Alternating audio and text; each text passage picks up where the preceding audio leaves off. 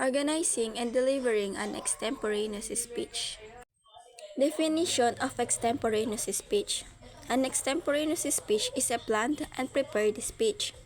Unlike memorized and manuscript speeches, which are delivered word for word, an extemporaneous speech is delivered with the help of short notes and a clear outline. Most people who speak in public often refers the extemporaneous method of delivery, although it might look more challenging than the manuscript or memorized speeches. It is more spontaneous and personal. An extemporaneous speech is a type of public speaking where the speaker prepares by outlining key points and using short notes, rather than memorizing the entire speech or reading from the script. While it may seem more challenging due to the need for preparation and adaptability, many speakers prefer this style because it fosters a more personal connection with the audience. It allows for flexibility in addressing questions or comments, making the speech feel more interactive and authentic. 3 steps in studying your extemporaneous topic. Number 1. Identify the type of extemporaneous question that you have to answer. It is a question of fact. This type of question is typically answerable by yes or no. It revolves around whether something is true or not, existent or not. Example, is Syria's crisis a problem of the whole world? It is a question of value. It certain on whether a topic is good or bad, moral or immoral, just or unjust. Example, is it better for the European nations to step in and aid Syria or ignore the country's civil crisis? It is a question of policy. It is focused on what policy or rule should be followed. Example, should European countries enforce laws to accommodate Syrian refugees? Number 2, determine the purpose appropriate to your topic. Number 3, stick to your topic and look at all of the sides and angle of the problem. Steps in preparing for a successful extemporaneous speech. Number 1. Reinforce your audience other main points, but always refer back to your thesis. This will greatly help your audience remember your message. Number 2. Capture.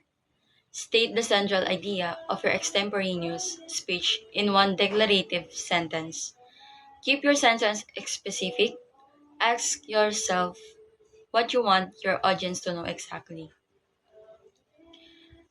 Number 3, develop. Now that you have a clear central idea, you are ready to map out the supporting points in an outline. Number 4, introduce.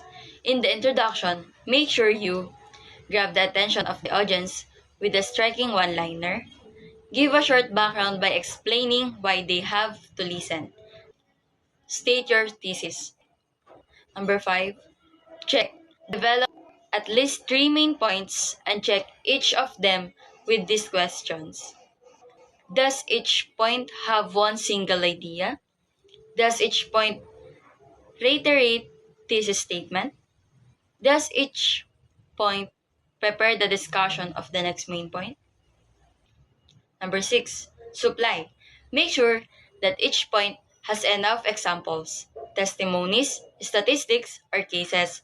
In doing this, you give the audience new information or views to learn from.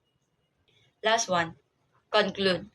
Reinforce your introduction by coming up with a closing attention getter that is related to your opening. Connect the needs and interests of your audience with the theme of your speech. Restate your thesis or view your main points. Sample outline for an extemporaneous speech. Number 1, introduction. A, B, C. A, opening attention getter. B, the need to listen. C, thesis statement. What opening attention getter mean?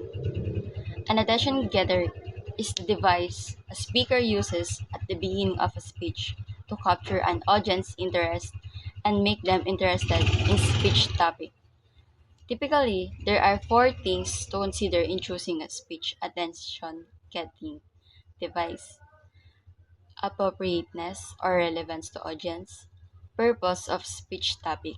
A few common attention grabbers are: number one, a short, meaningful quote that relate to your topic. Number two, an interesting statistic about your topic. Number three, a short personal story related to your topic. 5. Background information. And 5. Key terms. Then, second is the need to listen. What is the need to listen? Not only does listening enhance your ability to understand better and make you a better communicator, it also makes the experience of speaking to you more. To allow someone to vent, to help them unpack something in their head, to seek, understand, and perhaps to assess, resolve something. It is important to listen carefully because active listening helps the speaker feel more understood and heard, and helps the listener have more information and understanding. Last, thesis statement. What is thesis statement? Thesis statement is a sentence that summarizes the main argument and direction of a paper. It's actually placed at the end of the first paragraph or introduction of a paper. A thesis statement is important because it lets the reader know what to expect in the paper and the order in which ideas will be presented. It helps the writer stay focused on the main argument and position. It can encourage the reader to continue reading by piquing their interest in the topic. A thesis statement should be specific, arguable, and take a position that will be supported by evidence and examples. It should also include the topic, claim, and major points that we needed in the introduction. Second, body. What is body? Body has four parts. Part 1, understanding extemporaneous speaking. This has definition and comparison. Definition: explain what extemporaneous speaking is. Comparison: contrast it with other forms of speaking, like impromptu, manuscript, and memorize. Part 2, preparing for an extemporaneous speech. Part 2 has research and outline creation. Research emphasize the importance of understanding the topic. Outline creation guide on how to create a flexible speech outline. Main points suggests listing 3 to 5 key points. Supporting data recommend including statistics, quotes, or anecdotes. Last one, practice. Tips on practicing the delivery without memorizing. Part 3, effective delivery techniques. Part Effective delivery techniques has three kinds: engagement, pacing and clarity, handling nervousness.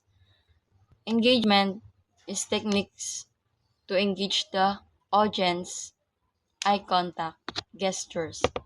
Pacing and clarity. It is important of speaking rate and clear articulation. Handling nervousness. Strategies to manage public speaking anxiety. Part 4. Adapted to audience feedback. So that's the definition of body. Next, main point 1. An outline. The main point is a key of information or argument that is labeled with a Roman numeral such as this. Subpoints that support the main point are labeled with capital letters such as A or B. Secondary subpoints that provide more evidence and support are labeled with Arabic numerals such as 1 or 2. Next, number 1, subpoint 1. What is subpoint 1? Subpoints are the specific supporting details or arguments that fall under main points in outline. Look at the research that fits under each main point and come up with key ideas that belong to these main points. In subpoint, we have A and B. A is evidence. What is evidence? In writing, evidence can be used to support a claim. However, the evidence must be clearly connected to the claim, and the writer should analyze the evidence cited. Second, letter B, statistics. What is statistics? In extemporaneous speaking, statistics are numerical facts or data used to support your arguments and enhance your message. They provide a quantitative, objective, and persuasive element to your speech. Next, letter B, main point 2, number 1, sub point 1. Sub point 1 has two, like body. Sub point has evidence and statistics. Next, number 2, sub point 2, like body and sub point 1. Sub point 2 has evidence and statistics, same as evidence and statistics. Number 3, conclusion. Conclusion is not merely a summary of your points or a restatement of your research problem, but a synthesis of the key points. For most essays, one well-developed paragraph is sufficient for a conclusion, although in some cases, a 2 or 3 paragraph conclusion may be required. What is restatement of thesis of review of main points? B. Restatement of thesis of review of main points. Statement of the thesis. When we restate the thesis statement at the conclusion of our speech, we're attempting to emphasize what the overarching main idea of the speech has been.